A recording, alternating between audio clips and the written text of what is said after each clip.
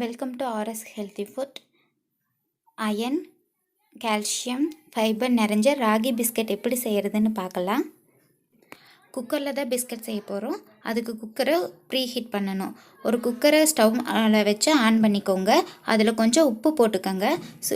குக்கருக்குள்ளே எல்லா பக்கமும் உப்பு இருக்கணும். ஒரு ஸ்டாண்ட் இந்த மாதிரி எடுத்து உள்ளே வச்சுக்கோங்க. இந்த மாதிரி ஸ்டாண்ட் இல்லைன்னா பரவாயில்ல, ஒரு சின்ன தட்டை கமுத்தி வச்சிங்கன்னா போதும்.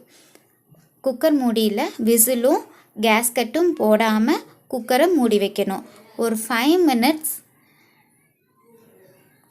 லோ ஃப்ளேமில் வச்சுக்கோங்க. குக்கர் ப்ரீ ஹீட் ஆகட்டும். அதுக்குள்ளே நம்ம மாவு பிசைஞ்சிட்டு வந்துடலாம். ஒரு பாத்திரம் எடுத்துக்கோங்க. 1/4 கப் சுகரை பவுடர் பண்ணி எடுத்திருக்கேன். பவுடர் பண்ணதுக்கப்புறம் மெஷர்மெண்ட் பண்ணாதீங்க, அளவு கரெக்டாக வராது. அதே பவுலில் 1/2 கப் ஆயில் விட்டுருக்கேன்.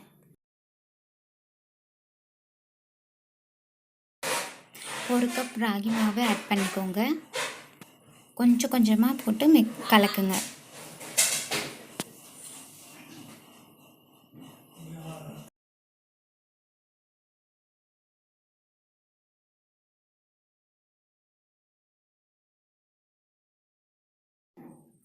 மாவு பிணைஞ்சாச்சு.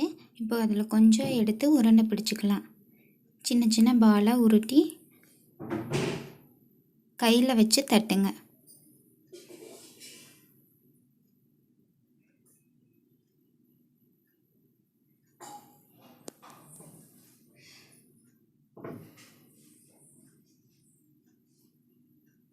இந்த மாதிரி பிஸ்கட் ஷேப்பில் தட்டி எடுத்துக்கோங்க.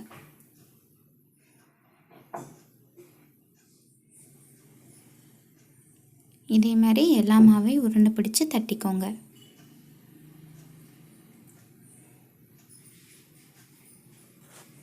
ஒரு தட்டில் நிலக்கடலை எடுத்து வச்சுருக்கேன்.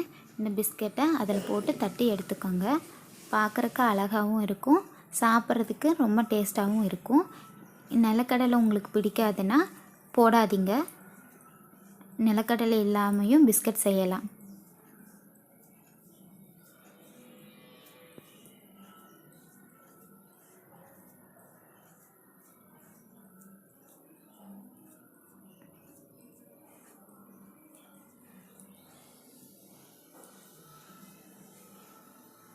ஒரு இட்லி தட்டில் இதை ட்ரான்ஸ்ஃபர் பண்ணிக்கோங்க.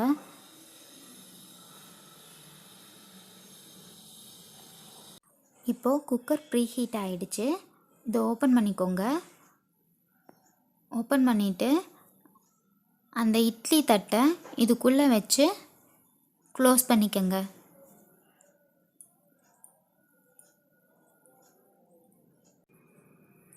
ஒரு 25 minutes இந்த பிஸ்கட்டை லோ ஃப்ளேமில் வச்சு குக் பண்ணுங்கள்.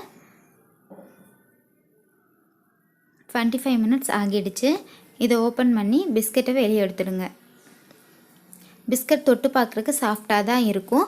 ஆறுனதுக்கப்புறம் பிஸ்கட் பதத்துக்கு வந்துடும். இந்த வீடியோ உங்களுக்கு பிடிச்சிருந்தா சப்ஸ்கிரைப் பண்ணுங்கள். தேங்க்ஸ் ஃபார் வாட்சிங்.